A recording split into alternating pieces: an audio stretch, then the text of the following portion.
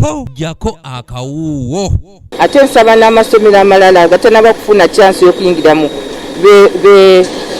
they also join. Buli muyizi amaliriza okusoma akyasooka okulowoozaako kwe kunoonya omulimu okusinga okugwetandikirawo era ng'embeera eno gavumenti ezzeegirwanako ng'eyita mu nteekateeka yaayo gye yatuuma Skilling Uganda abavubuka abawera bwe babanguliddwa mu by'emikono era ne basobola okwetandikirawo emirimu mu kifo ky'okuginoonya. Wano minisitule evunaanyizibwa ku kikula ky'abantu esinzidde okuwanjagira bannannyini masomero bonna mu ggwanga okutandika okubangula abayizi masomero g'ebyemikono kibayambe okuba abakozesa so si okubeera abakozi kwokka.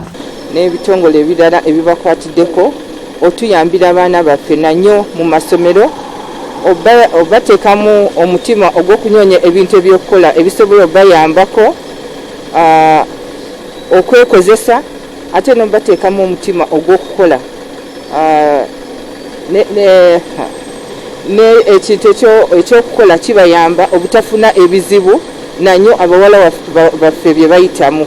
Mu lukuŋŋaana lw'abaana b'amasomero abaliko we batuuse mu kukola eby'emikono oluyindidde ku Sheraton Hotel mu Kampala, minisita omubeezi ow'ekikula ky'abantu Honorable Sarah Mateke ategeezezza ng'eggwanga bwe litayinza kubeeramu abo bokka abakola mu ziyafeesi wabula nga lyetaagamu n'abantu abayiiya ko n'abakola ebintu ebisobola okutwala eggwanga mu maaso. Kuba ffenna tetujja kufuna emirimu ya office naye bweba tulina ebyetusobola okulowooza ne tukola ng'abavubuka ate nga tulina abatukwatirako nga Stanbic biyinza otuyamba. Mwebale nnyo. Minisita Mateke akubidde omulanga ebitongole bye bannakyewa abantu ssekinnoomu ssaako ne minisitule evunaanyizibwa ku byenjigiriza okuyimirira awamu n'abaana b'eggwanga okubaako ebintu bye bayiiya okusobola okutaasa ebiseera bya Uganda eby'omu maaso.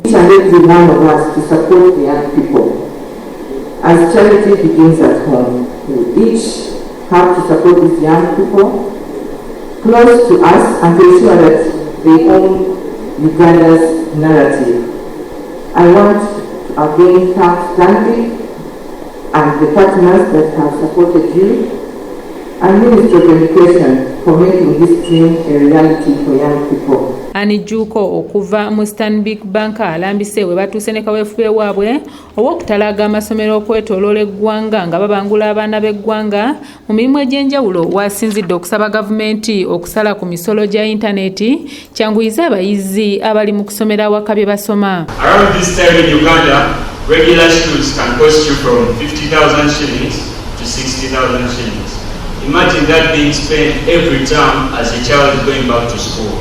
Meanwhile, if you had a shuvera that could protect your shoes, you could use them for 3 terms or more according to how you handle them.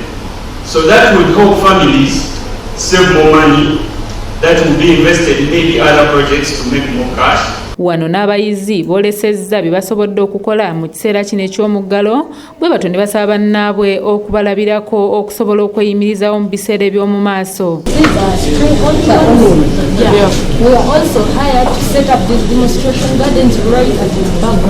Stephen Tumusiime yakusakidde eggulire lino okulwa ABS Television.